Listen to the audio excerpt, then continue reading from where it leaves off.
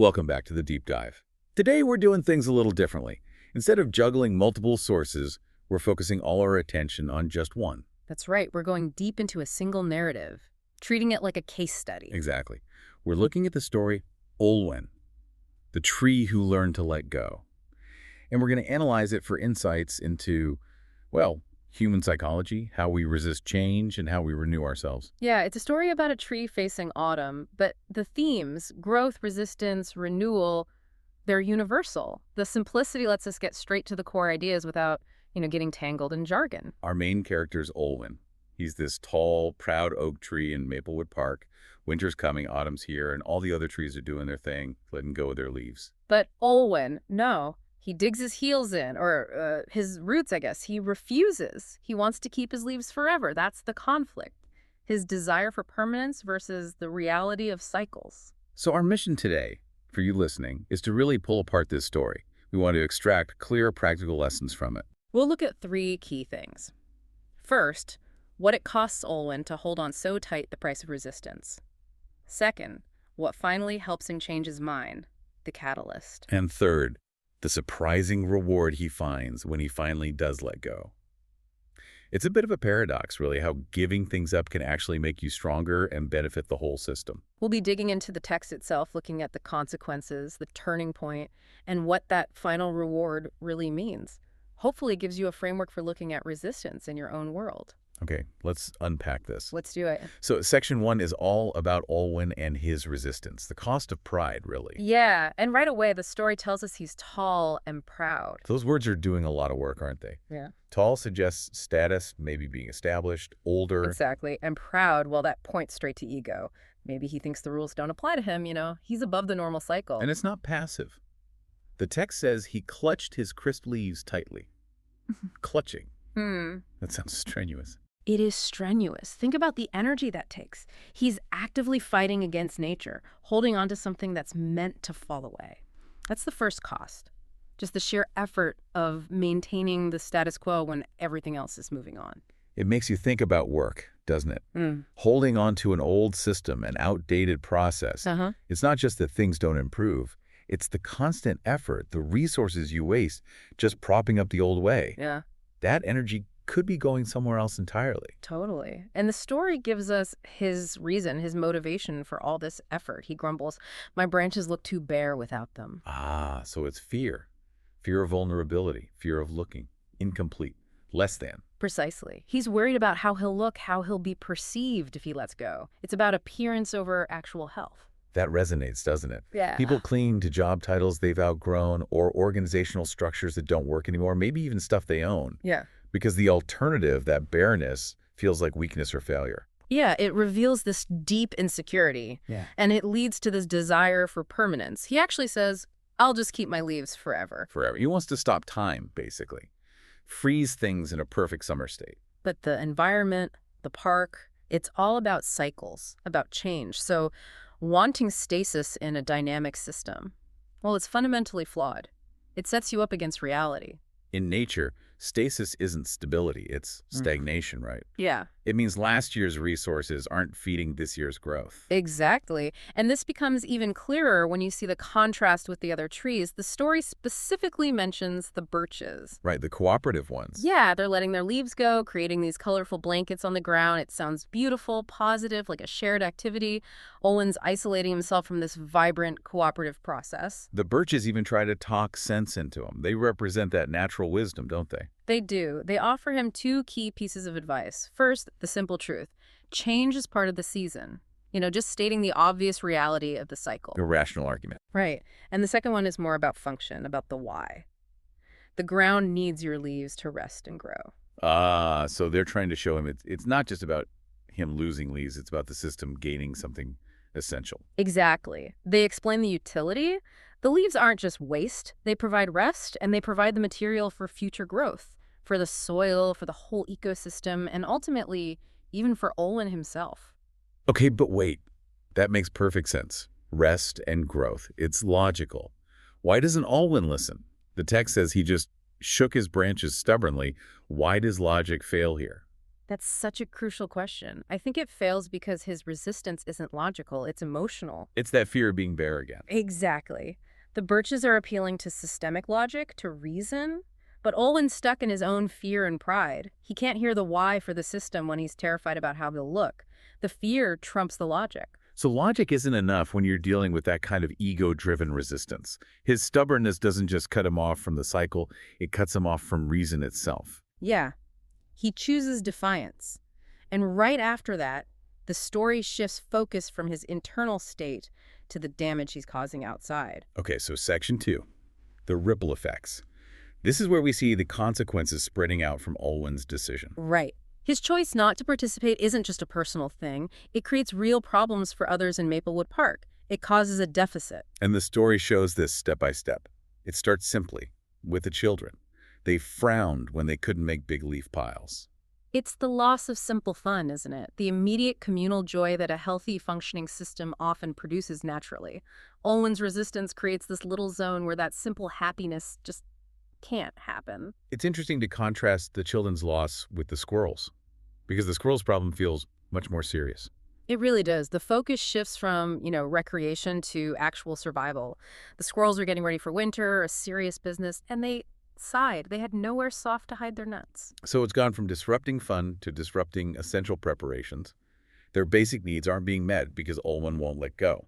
Exactly. His vanity, his need to keep his leaves, directly impacts their ability to prepare for the future. It's a practical blockage. If you map that onto a workplace, clinging to that old software isn't just making things inconvenient. It might be actively stopping another team from doing crucial prep work for, say, a new product launch. Your stagnation is hurting their ability to succeed. It becomes system harm. You're taking up space, maybe draining resources, and definitely withholding something others need. But the story saves the biggest consequence for last, doesn't it? The impact on the foundation itself. Oh, yeah. This is powerful. The text says, even the soil beneath him looked tired and dry. Here's where it gets really interesting. It really does. Because the soil, it's everything, isn't it? It's his support system. It's where he gets his water, his nutrients. It's the source. And the story is telling us that by focusing entirely on keeping his leaves the appearance of fullness, he's actually starving the very foundation he depends on. It's incredibly self-destructive. What does that look like in, say, our lives or work? What's the tired, dry soil when we cling too hard? Well, think about leaves as organic matter, right? They fertilize, they insulate, they help retain moisture. By holding them back, Olwyn is depleting his own base.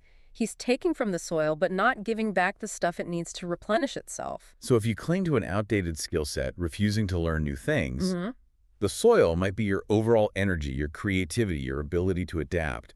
You spend so much effort maintaining the old skill, defending it, that you have no energy left to invest in learning, in resting, in preparing for what's next.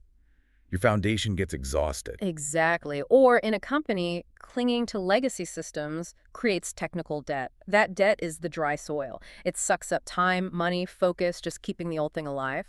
And that prevents investment in innovation, in training in the future. The soil, the team's capacity, the budget gets depleted, burnout happens. And it's a vicious cycle, isn't it? Tired soil this autumn means less nourishment for Olwyn next spring. Absolutely. Resistance today directly undermines your capacity for future growth. It mortgages the future. This story really emphasizes that the health of the foundation relies on this cycle of giving back, of contribution.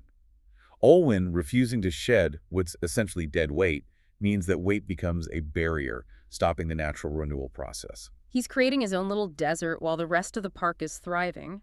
It's a stark picture of how ego and fear can lead to systemic breakdown, starting with your own support system. It's such a powerful image. Everyone's suffering, the kids, the squirrels, the earth itself, because of one tree's fear.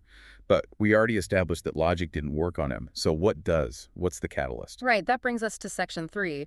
If logic failed and the environment's suffering didn't sway him, what finally breaks through? It's a little girl, Rosa. Yeah, Rosa. And her approach is completely different. It's gentle, it's observational. She doesn't seem to argue with him. No, she doesn't. The text says she sits under him and speaks softly. She's not trying to force compliance like the Birches, maybe. I think that's key. She avoids that trap. She doesn't lecture him or tell him what he should do. She just observes the system. And she poses this really profound question that shifts everything for him. The big one. Could letting go really mean giving more? That's the pivot. Olwyn's whole resistance is built on this idea that letting go equals loss, emptiness, deficit, a scarcity mindset. Rosa just flips it. She introduces the idea that letting go isn't about losing something, it's about contributing something. It's about enabling others. Exactly. It shifts the focus from what will I lose to what will my letting go make possible. That shift from scarcity to abundance, or maybe from pride to purpose, that's why her approach works when the Birch's logic didn't.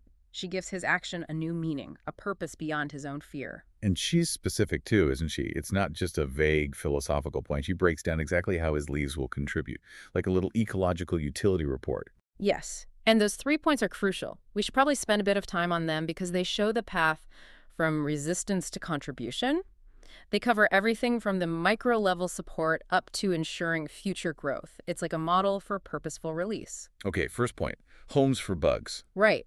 This is immediate, small-scale help. Creating shelter, supporting the tiniest parts of the ecosystem. The little creatures you might not even notice, but who are vital for overall health. What's the analogy there? In an organization, maybe? Maybe it's about creating psychological safety, or leaving behind clear documentation when you move on from a project that's a home for the next person. It's providing the basic structure or resource that allows smaller, perhaps more vulnerable elements of the system to survive and find their footing.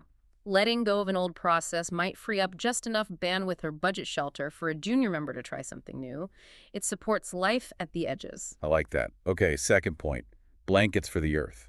This seems to directly address the problem Olwyn created. It does. It's the fix for that tired and dry soil. The leaves provide protection, insulation, they help hold moisture. It's about healing and protecting the foundation. So letting go provides the very thing the core system needs to recover and rest. Yes. Think of the blanket as a buffer against stress or volatility.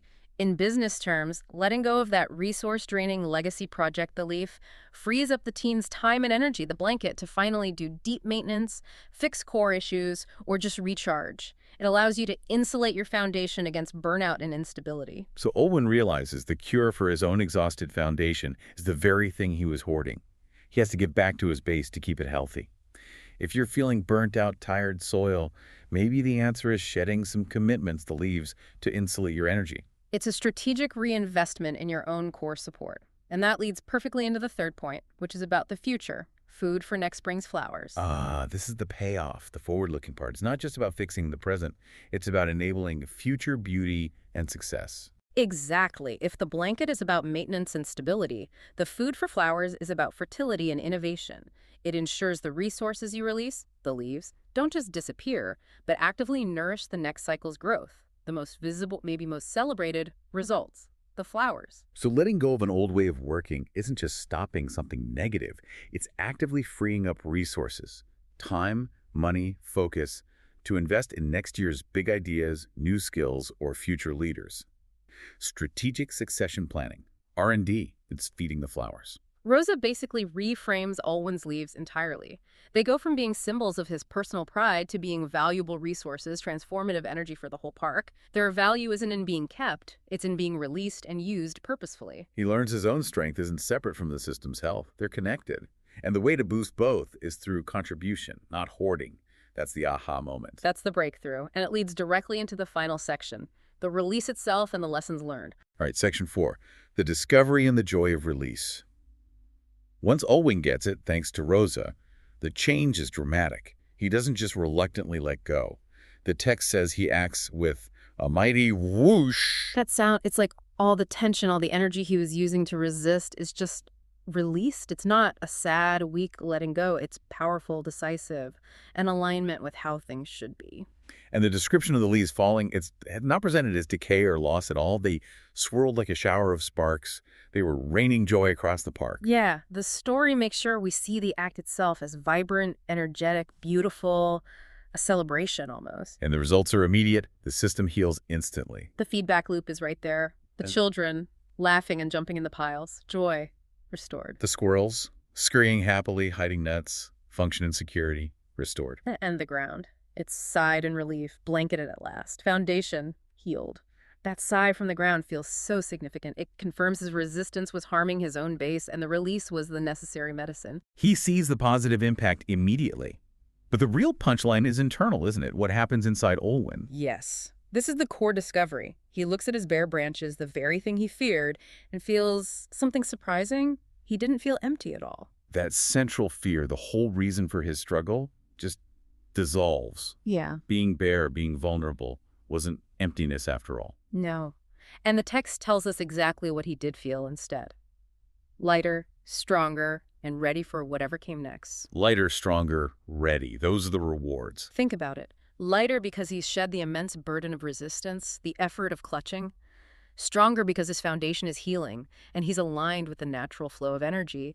And ready because he's no longer stuck defending the past. He's open to the future. He traded that brittle pride, that illusion of control, for genuine resilience and capability.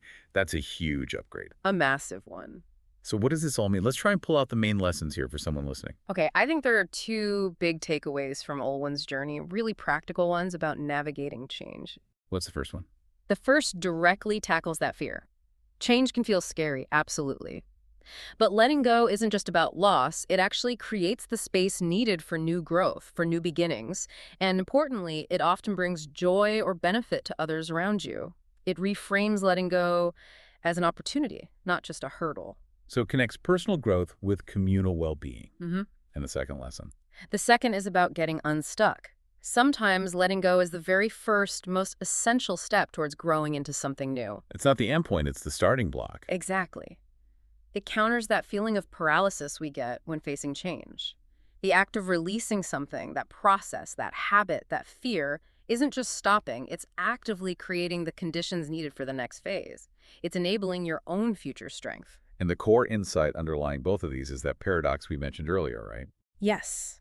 That contribution, releasing your resources back into the system you're part of, is what ultimately builds your own strength and readiness. Olwyn served the children, the squirrels, the soil, and in doing so, he gained the inner qualities lightness, strength, readiness to face his own future. Being bare wasn't about being empty. It was about being prepared, about investing in the future by contributing now. Beautifully put. So recapping our deep dive into Olwyn, we started with Olwyn the Clinger, stuck in pride and fear, isolating himself, and unknowingly starving his own foundation, that tired soil. Then came Rosa the catalyst. She didn't use logic. She shifted his perspective, showed him how letting go wasn't loss, but contribution, providing homes, blankets, and food, a utility report for his leaves. And that shift led to the release, the whoosh, and the immediate healing of the system around him. But the ultimate reward was internal. Not emptiness, but feeling lighter, stronger, and ready. That transformation is key. So, for you listening, whenever you're analyzing resistance, maybe in your team, your company, or even just within yourself, look for that tired soil. What foundation is being silently exhausted by the clinging? That's often the real measure of the cost. Yeah, use the Olwyn lesson. When you face that choice, do I hold on to this familiar thing, this old way, this belief? Ask, is holding on creating dry soil under my feet? Is it stopping me or others who rely on me from resting, preparing, growing? And that brings us to our final thought for you to chew on. Olwyn felt lighter, stronger, and ready. Right. So think about this. Now that he's stopped pouring all that energy into just holding on, and now that his foundation, the soil, has been nourished by his contribution, what specific new beginning or growth is he now ready for? What does that readiness empower him to do next spring beyond just surviving winter? How can the energy you save by not clutching be immediately reinvested into preparing for something specific and positive you want to grow towards? That's the real potential unlock when you let go.